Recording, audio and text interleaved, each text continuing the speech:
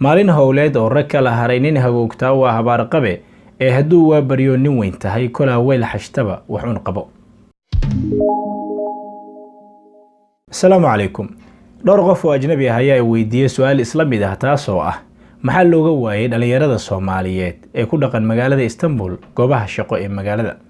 sidoo kale mid ka mid ah saaxiibada ii dhow ee ku nool dal ka mid ah dalalka kaalmada bixiya ee Yurub ayaan weydiiyay su'aal ahayd saaxiib maxaad u shaqaysan weysay. kolkaas ayuu si qabow ii yiri saaxiib ceerta la isiyo ayaa igaga filan shaqo oo haddii aan shaqeeyo iyo haddii aan fadhi weynaadaba waxa i soo gala macaash isla mid ah. markii halkaa marayso waxaa kuu muuqanaya in gaajada aan ka cabanayna aysan ahayn mid salka ku haysa gasin yari balse ay tahay mid ka timi garaad yari. run ayuu sheegay Hadraawi goortuu lahaa inta maanku gaajaysan yahay guuli waa weli.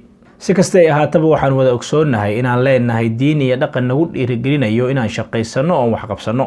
Allah subxaanahu wa ta'ala waxa uu leeyahay فإذا قضيت الصلاة فانتشروا في الأرض وابتغوا من فضل الله. sidoo kale aayad kale waxa uu ku leeyahay wa an laysa lil insaani illa ma saca. sidoo kale axaadiista nabiga calayhi salaatu wassalaam ee ka hadlaysa in wax la qabsado iyo shaqada oo aad u badan awgeed waxaan soo qaadanaynaa xadiis qura kaasoo xambaarsan macno aad u weyn. nabiga calayhi salaatu wassalaam waxa uu nagu dhiirigelinayaa inaan shaqaysano xitaa fi aakhiri laxadaad fi dunya, xitaa laxadaadka u dambeeya ee nolosha.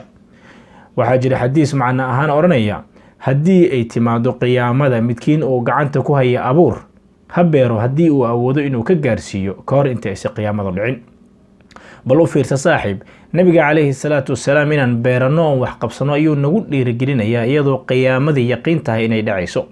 bal maxaad u malayn qof nolol loo filaya asii naftiisii aan u ogolayn inuu shaqaysto. sidoo kale dadkii hore ee Soomaaliyeed waxay ahaayeen kuwo ku caan ah waxqabsiga iyo shaqada, waxaana halkudhigyadoodii ka mid ahaa maalin howleed oo rag kala haray nin hagoogtaa waa habaar qabe. sidoo kale waxay u arki jireen gacan hoorsiga inay tahay gunnimo ay geeridu dhaanto, waxayna oran jireen gaajo gobannimo leh ayaa dhaanta dharag gunnimo leh. yeelkeesi aan idinku jalbeebiyo maanta qiso aan ka soo dheegtay Abwaan Saciid Yuusuf oo ah aabaha dhalay saaxiibkii Injineer Cabbaas Saciid oo isagu qudhiisu ah halabuur hidaraaca.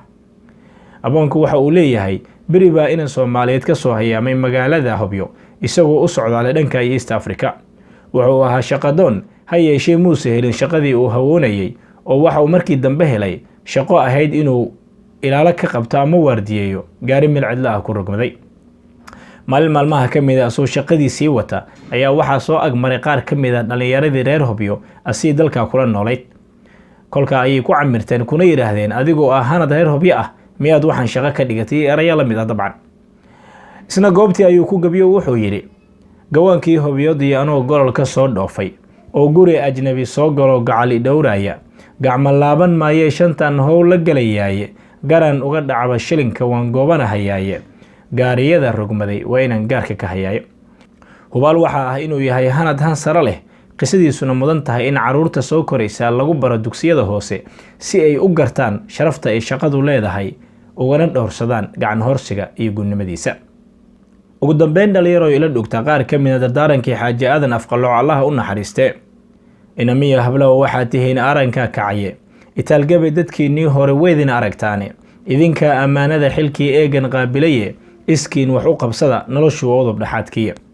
israafkiyo fadhiga waa waxaad ku ambanaysaane axmaqnimo waqtigii kaaga tagay oohin kugu reebiye ayaantii ku dhaaftana waa waxa la eegayne axadkii kaslaan ihi sabool ebidka weeyaane. rabbinimo lixaadkii u ebiyayo camal awood waayay oo aan naftiisii shaqo u ogoleen wuu abaal dhacay wixii uu ajnabi kuu qabtane aayatiin ma lehe bal shaqayso raganimo niman tacab ku arag ayar heli waaye.